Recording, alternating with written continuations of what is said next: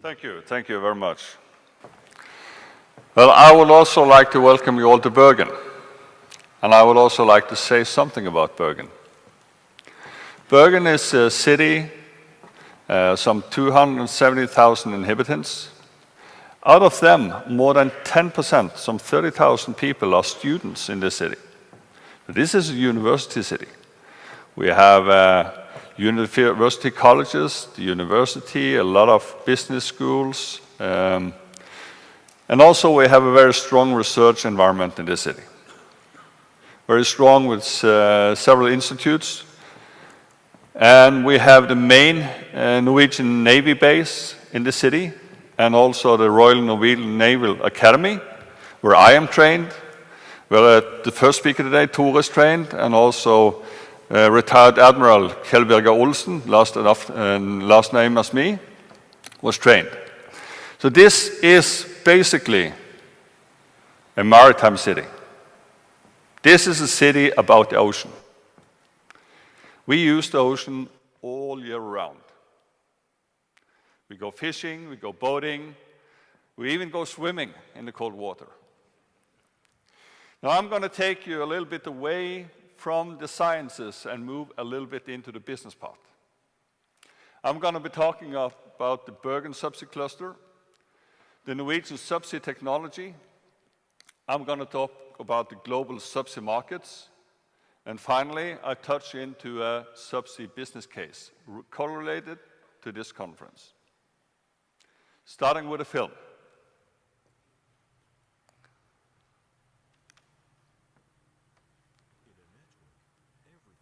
Sound, please.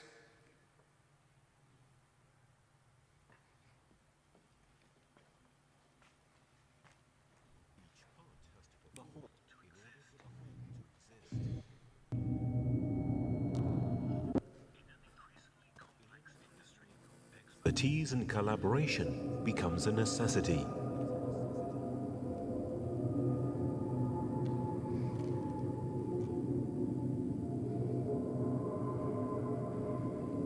Placed in the strict regulatory regime of the North Sea, fueled by cooperation and individual expertise, one of the world's leading collaborative efforts can be found on the west coast of Norway. The Nce Subsea Cluster. The cluster seeks to embody and enhance the pioneering subsea experience from the North Sea. The cluster contains competence from world-leading giants, together with smaller, more specialized companies. With over 125 partners and members, the Subsea Cluster delivers all over the world and is recognized as the world's leading environment for subsea aftermarket technology, products and services. It is a subsea technology environment with its main focus on operation, maintenance and modifications, with delivery of innovative and technically superior products. Framo Engineering has been the world's leading system supplier of subsea pump systems and flow meters for more than 20 years. Lately also a dominant market position for subsea compressors is being captured. Roxar, a business unit of Emerson Process Management, is a leading provider to the oil and gas for production optimization, production regularity, and improved decision-making. The Radoy Group has developed and manufactured advanced steel structures for the oil, gas, and maritime industry, as well as the renewable sector, for more than 40 years. EPSIS provide hardware and software tools for integrated operations, simplifying collaborative work processes and improving the way the industry works. The industry cluster connected to Nce Subsea is a world-class competence and production environment. The member companies are highly motivated to cooperate and share information. It is a frontrunner in development and innovation within most aspects of the demanding tasks in subsea solutions. Find your partner in business, R&D, or education and training in the cluster representing the future of solutions.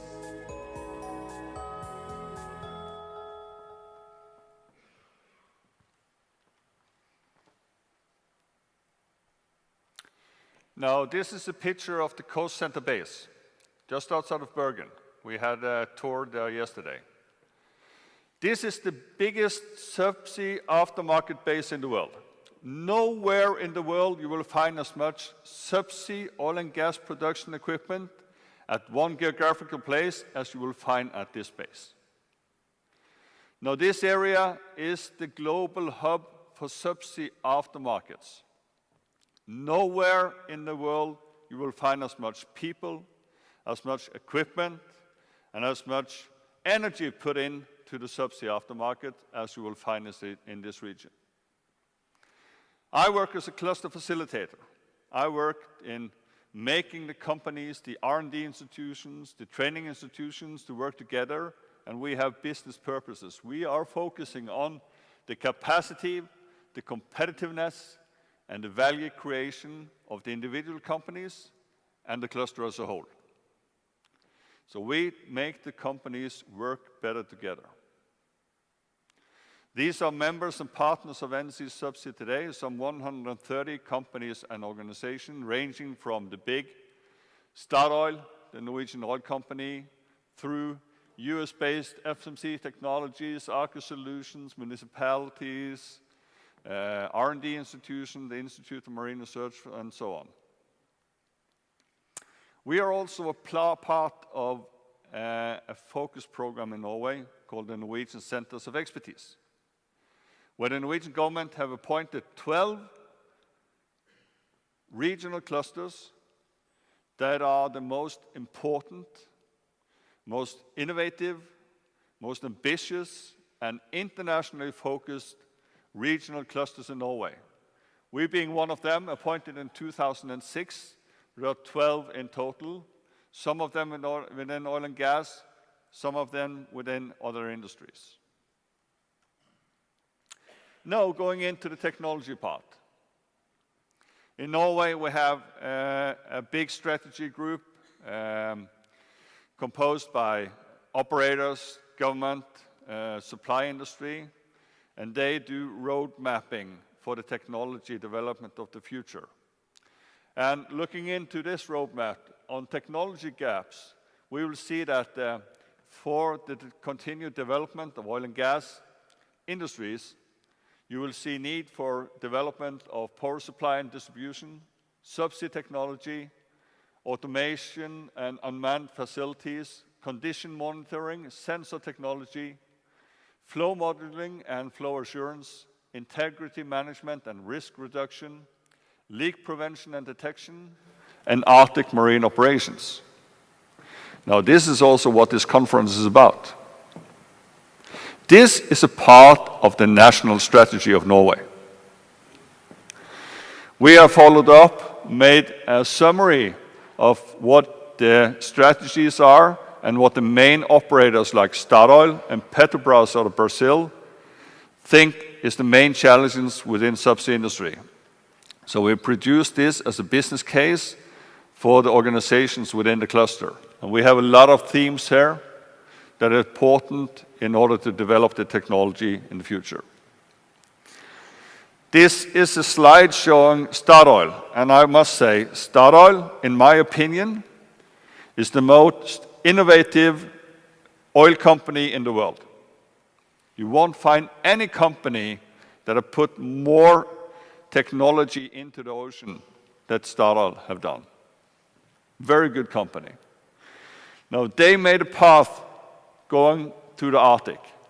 Started with a subsea to beach Snøhvit Ormen Lange in 2007, where you have, for instance, at Ormen Lange, outside mid of Norway, you will have a facility producing at 800 meters water depth, producing into a pipeline to a facility onshore. So what you would expect to see out there is a platform. There is none.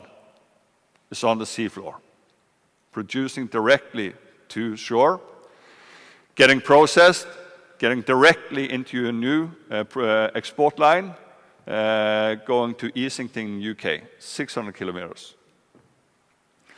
Moving on to subsea processing, water injection in the reservoirs, Next step is the subsea compression. I'll get back to that. And then it's further step outs and going into the Arctic. This is the vision of Statoil. The Executive Vice President for Technology and Projects, Margaret Øvrum, she has a vision of having the complete subsea factory ready by 2020. All elements on the seafloor. And this is also a prerequisite for the oil and gas industry to go Arctic, to go under the ice. Here you will have a complete oil platform on the seafloor. And they are qualifying this technology now. What they are doing now is building subsea compressors. And this is the size of one of these compressors actually being built now, being installed to be operated in 2015 on the Åsgard field. So this is a football stadium, and this is the size of the compressor station. This is another one for the Ormen Lange project. You might see that there's actually a person standing on top here. These are huge structures getting into the ocean. Moving into the markets. This is a picture of a few years ago showing by end of 2009 the number of subsea wells being operated around the world. And the red number is the average age of the subsea wells. Now you can see that there is subsea activity all over the world. But you also see that the number of wells in the British and the Norwegian continental shelf is way beyond anywhere else. So actually, a lot of the subsea technology has been developed in this area, and especially on the Norwegian continental shelf. And the two major leading subsea operators in the world, they are Statoil and Petrobras out of Brazil. They are really innovators of technology. Now you will see a lot of activities also now going on in the Gulf of Mexico, West of Africa. We will see East of Africa, and you will see from India down to Australia. Australia now being maybe the biggest subsea market in the world these days. We expect to see subsea or deep water activity globally in the years to come, all over the world. We will see it in, of course, British and Norwegian continental shelves, further going north. We will see Gulf of Mexico, we will see Brazil, West of Africa. There will be some on East of Africa, and a huge activity down in this region, ranging from India down to Australia. And I don't know when, but it will be there, in Russia. I think that technology being used in Russia in order to exploit the resources will be developed in Norway first, and then exported to Russia. That is my guess. Now, looking into the global markets, this is a slide showing the expected annual turnover, the total market globally, divided into different regions. Now, from 2002 until 2008, we had a very high growth in this market. Then came the financial crisis, everything was put on hold, and now we're over here in this period. And we expect actually hyper-growth. Now, this is a year old, so it doesn't count any more than 2017, and actually the numbers are even higher now. The last number I saw, in 2020, the global subsea market will be $100 billion. Today it's 40. So until 2020, we will see an average annual growth of 11% in this industry. Looking in the shorter term that we know from now to 2017, it will be 15% a year. One main challenge for us is that the growth comes from this level. It doesn't come from this level. And already here in 2008, the industry was actually producing above their capacity. And we haven't seen a lot of more resources coming into the industry since 2008. So coping with getting access to enough qualified personnel to do processes better, that is the main challenge of the industry in the years to come. The main challenge is not to develop the technology, because we have always been able to do that, and will continue to do so. Then moving a little bit into the business case. This started some years ago. Olav Rune Gode from Institute of Marine Research, he made this, started on the idea on the integrated environmental surveillance. Now we connected a little bit into Nce Subsea, and we made a study with these parties, made a study for us, on sensor technologies for integrated environmental monitoring. So we distributed this to our members as a possible business case. There are a lot of technology gaps here to be taken care of. Statoil has picked up on this. And of course, they see this as their mean of getting access to new and explored areas. And they're talking about integrated environmental surveillance as the paradigm shift from the expeditionary offline sampling to continuous environmental monitoring, to get the license to operate demonstrated through prudent operations in sensitive areas. These are the main parts that they see of the integrated environmental surveillance. They're working on this currently. There's an ongoing project with Kongsberg, IBM, DNV, managed by Statoil, going from 2012 to 2014, looking at the business cases for several areas. The monitoring in challenging areas covered with ice, activities restriction parts of the year, the sensitive areas, and condition monitoring on production leaks, which we don't have, of course, the technical conditions, and the verified containment of injected fluid into the production system, the re-injected water, and so on. So that sums up my presentation a little bit more into the business part, and also looking at the connection between the sciences and the industry on the environmental side, because this is a very important part also, of course, for the industry. So thank you for your attention, and I hope you enjoy the rest of the week in Bergen.